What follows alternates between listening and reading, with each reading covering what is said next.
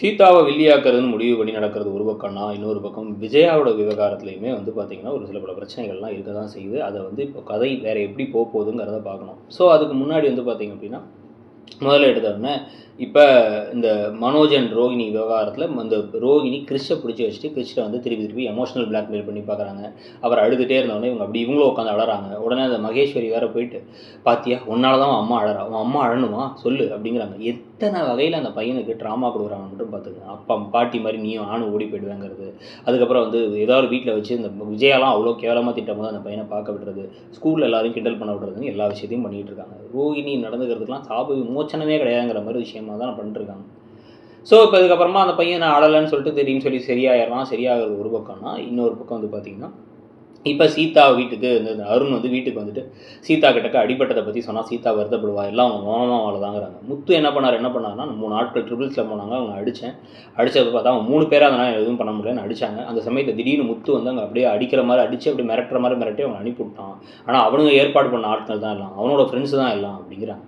யாரோ 3 பேர் விஷயத்த முத்து காப்பாற்றுறதில்ல, அவன் என்ன நம்மளை காப்பாற்றுறதுன்னு சொல்லிட்டு இவ்வளோ கேவலமாக கீழ்த்தரமாக பண்ணிகிட்டு இருக்காரு இந்த அருண்.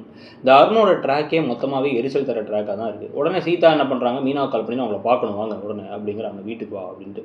அது அருண் பதின்னு சிரிச்சிட்டு இருக்காரு, சைக்கோ அப்படிங்கிற மாதிரி தான் இருந்துச்சு. ஸோ இது நடந்துகிட்டு இருக்கும் பொழுதே இன்னொரு பக்கம் என்ன பண்ணுறாங்க, ஆசீர்வாத் ஆட்டாவுக்கு ஒரு ஆடு கொடுத்து அது ஒரு 2 நிமிஷத்துக்கு ஓட்டிக்கிட்டு இருக்காங்க. அதில் வந்து தோசை சுடலாம், அதில் வந்து சப்பாத்தி சுடலாம் அப்படின்ட்டு. ஏற்கனவே இந்த கதையில் கதை இல்லாமல் போயிட்டுருக்குங்க அப்படின்னு சொல்லிட்டு அதையும் தாண்டி கடந்து போய் பார்த்தா, இப்போ முத்து வீட்டுக்கு வந்தவர் அவர் மீனா கிட்டக்க நடந்த விஷயத்த சொல்கிறார். அங்கே என்ன நடந்துச்சு அப்படின்னா, 3 பேர் அடிக்க பார்த்தாங்க. ஆனால் அவன் என்கிட்ட சகஜமாக கூட பேசலை, இன்னமும் என் மேலே கோபமாக தான் இருக்கான். அவன் சகஜமாக பேசினா நானும் சகஜமாக பேசுகிற மாதிரி தான் இருக்கேன் அப்படின்னா, சரி விடுங்க பரவாயில்ல அப்படின்னு அவங்க சொல்லிகிட்டு இருக்காங்க. ஸோ இது நடந்து முடிஞ்சதுக்கப்புறமா தான் அந்த பார்க் ஃப்ரெண்டு நேராக வந்து மனோஜ் கிட்ட வந்து நீ இல்லைங்கிறதுனால நான் தான்டா கிஃப்ட் கொடுத்தேன்னு ஃபோட்டோலாம் காமிக்கிறார். அந்த ஃபோட்டோவில் கிறிஷோட ஃபோட்டோ இருக்குது. இப்போ தான் அந்த பையன் போய் சேர்ந்துறது விளையாட்டு போட்டியில் ஜெயிச்சாராம். உடனே வந்து அந்த ஃபோட்டோவை எடுத்து ஒளிய வச்சுக்கிறாங்க ரோஹிணி.